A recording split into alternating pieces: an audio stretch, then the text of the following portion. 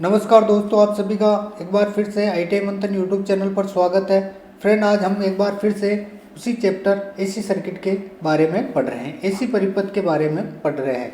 आज हम अगले चैप्टर के बारे में बात करते हैं। आज का जो चैप्टर है उसका नाम है कैपेसिटेंस। कैपेसिटेंस में से कौन कौन से टेक्निकल हेल्पर में अपने क्वेश्चन आ सकते हैं, आज वो जानने की कोशिश करेंगे। और कैपेसिटेंस होता क्या है, जनरली तौर पर आज मैं आपको बताने की कोशिश करूँगा। सबसे पहले कैपेसिटेंस को C से प्रदर्शित करते हैं।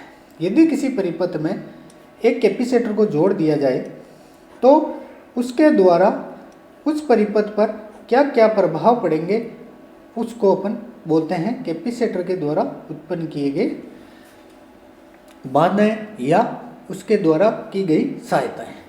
दोस्तों, कैपेसिटेंस क्या होता है और किस किस बातों पर यह निर्भर करता है वो हम आज जानने की कोशिश करेंगे। यदि किसी विद्युत सप्लाई के साथ कैपेसिटर को जोड़ा जाए तो उसमें क्या होता है, उस परिपथ में जो विद्युत धारा है वो वोल्टेज से 90 डिग्री आगे रहेगी, या इसको अपन बोल दें लीड करेगी। कितनी डिग्री करेगी? 90 डिग्री करेगी। कौन से परिपथ में? शुद्ध कैपेसिटेंस परिपथ में।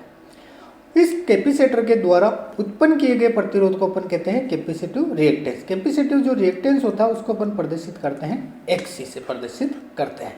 C में कैपेसिटेंस के अंदर यदि किसी परिपथ के साथ उसको जोड़ दिया जाए तो उसको अपन क्या बोलेंगे? कैपेसिटिव परिपथ बोलेंगे। और उसमें कोस जो पावर फैक्टर होगा उसका मान होगा अपना 90 डिग्री होगा। इसके द्वारा उत्पन्न किए गए प्रतिरोध को अपन बोलते हैं कैपेसिटिव रिएक्टेंस। कैपेसिटिव रिएक्टेंस को किससे प्रदर्शित करते हैं?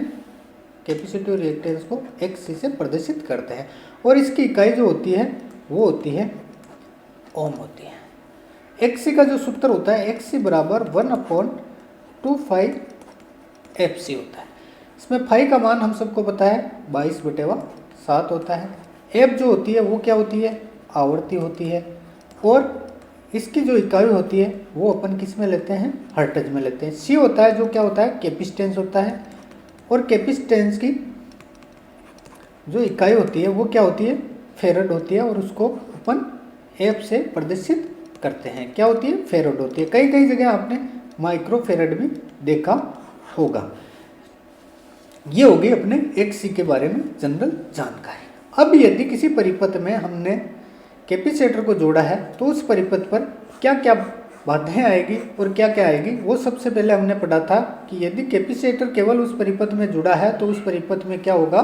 जो पावर फैक्टर होगा वो क्या होगा? लीडिंग होगा। लीडिंग क्यों होगा? क्योंकि धारा है वो वोल्टेज से कितना आगे रहती है? 90 डिग्री आगे रहती है। वेक्टर डायग्राम की सहायता से हमने देखा था कि I जो होती है वो कितना आगे होती है? 90 डिग्री आगे होती है। इस कारण से इसको अपन कौन सा परिपथ बोलेंगे? लीडिंग परिपथ बोलेंगे। जिस परिपथ में कैपेसिटर जुड़ा हो वो कौन सा परिपथ होगा? लीडिंग परिपथ होगा। दोस्तों, इसके बाद अपन से जो जनरली इसमें जो क्वेश्चन पूछे जाते हैं वो पूछे जाते हैं कि एक तो कितना आगे होगी? 90 डिग्री आगे होगी। कौन आगे होगी? धारा आगे होगी। दूसरा अपने को इसमें पूछा जाता है पावर खपत क्या होगी। तो पावर खपत का जो सूत्र होता है V × I × cos π होता है। ये कौन से परिपथ में पावर खपत का सूत्र होगा? AC के सिंगल पेज परिपथ में। यदि 3 पेज है तो अलग सूत्र होता है। 3 पेज में क्या होता है? W बराबर √3 × VL × IL × cos π होता है। DC जो परिपथ होता है उसमें क्या होता है? DC परिपथ में W बराबर V × I होता है। लेकिन जो AC परिपथ होगा उसमें अपना सूत्र होगा वो क्या होगा? V × I × cos π होता है, जिसमें V वोल्टेज होती है, I धारा होती है और cos π होता है जो पावर फैक्टर होता है। यदि अपने को एक क्वेश्चन में दे दिया जाए कि किसी कैपेसिटिव परिपथ में वोल्टेज का मान 220 वोल्ट है और धारा का मान 5 एम्पियर है और उस परिपथ की बताइए शक्ति खपत क्या होगी, तो उसमें अपन क्या करेंगे? ये सूत्र लगाएंगे। तो V का अपना कितना है? 220 वोल्ट है। I कितना है? 5 एम्पियर है। लेकिन cos π क्या होगा? cos π कितना होगा? तो I और V के अंदर कैपेसिटिव परिपथ में हमने पढ़ा है कितने डिग्री का अंतर होता है?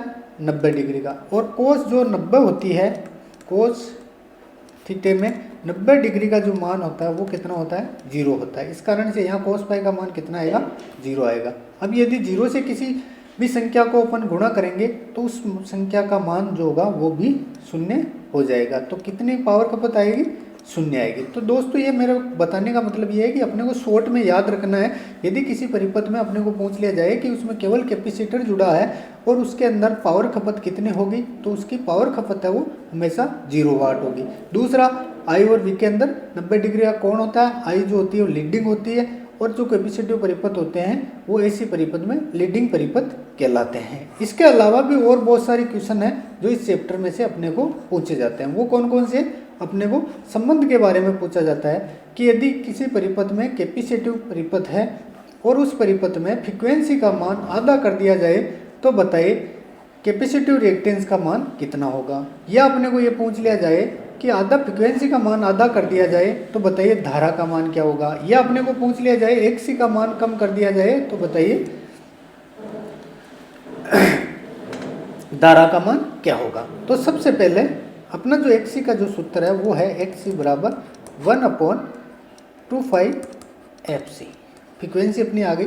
यदि इसी स्थिति में अपने को पूछा जाए कि फ्रीक्वेंसी का जो मान है वो अपना 4 हर्ट्ज है और इसको बढ़ाकर या कम करके, कम या बढ़ाकर, कम करके यदि 2 हर्ट्ज कर दिया जाए या बढ़ाकर 8 हर्ट्ज कर दिया जाए तो बताइए उस परिपथ का XC का मान क्या होगा। तो XC में अपने को पता है फ्रीक्वेंसी है वो नीचे बटे हुए में आती है। यदि बटे हुए में किसी चीज़ को अपन कम करेंगे तो XC का मान क्या होगा, उल्टा चलेगा, ज़्यादा होगा। और यदि बढ़ा दिया जाए तो बढ़ाने पर क्या होगा, कम होगा। तो जो फ्रीक्वेंसी और XC के अंदर जो संबंध होता है वो विलोमानुपाती होता है। कहने का मतलब यदि फ्रीक्वेंसी का मान अपन बढ़ाएंगे तो XC का मान है वो क्या होगा, कम होगा। और यदि फ्रीक्वेंसी का मान घटाएंगे तो XC का मान है वो क्या होगा, अधिक होगा। आया फ्रेंड समझ में। इसके बाद अपन बात करते हैं आई की। आई और फ्रीक्वेंसी के अंदर क्या संबंध होता है।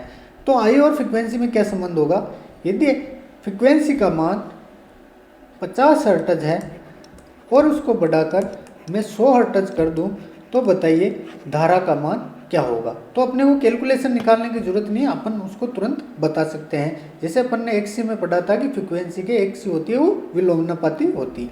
यदि XC का मान कम होगा तो I का जो सूत्र होता है वो क्या होता है, V/XC होता है। I बराबर V/XC होता है। यदि XC का मान फ्रीक्वेंसी का मान बढ़ाएंगे तो अपने को पता है XC का जो मान है वो क्या होगा, कम होगा। यदि मान लो यहाँ पे 220 वोल्ट है और XC का मान 4 ओम है तो अपना क्या होगा, धारा का जो मान होगा वो कितना होगा, 55 एम्पियर होगा। यदि 55 एम्पियर है और इसी समय हम इसको बढ़ा दिया जाए तो XC का मान क्या होगा, कम होगा।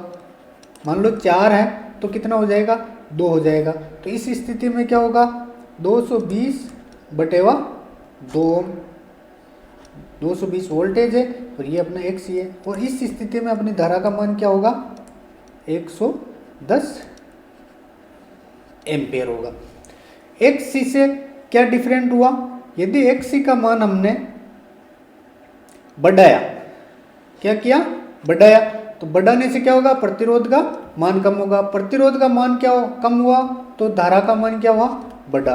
तो फ्रीक्वेंसी जो होती है वो I में क्या समानुपाती हुई, I के समानुपाती होगी। यदि फ्रीक्वेंसी का मान बढ़ाएंगे तो धारा का मान है वो भी बढ़ेगा, यदि घटाएंगे तो वो भी घटेगा। तो अपने दो फॉर्मूले यहाँ पे स्थिर हुए कि फ्रीक्वेंसी जो होती है वो XC के विलोमानुपाती होती है और जो विद्युत धारा होगी उसके क्या होगी, समानुपाती होगी। क्यों होगी, क्योंकि यदि हमने फ्रीक्वेंसी का मान बढ़ाया तो बढ़ाने से क्या हुआ, प्रतिरोध जो XC था उसका मान अपना क्या हुआ, कम हुआ।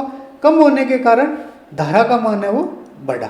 तो दोस्तों इस तरीके से जनरली अपने को क्वेश्चन पूछ लिए जाते हैं। तो 3-4 जो क्वेश्चन है वो अपने को हमेशा ध्यान रखने हैं। इस चैप्टर में सबसे जो मुख्य क्वेश्चन थे और किस तरीके से अपन इसको समझ सकते हैं, क्या इसका वेक्टर डायग्राम होता है, किस किस की क्या क्या इकाई होती है, वो हमने इस चैप्टर के माध्यम से जानने की कोशिश की।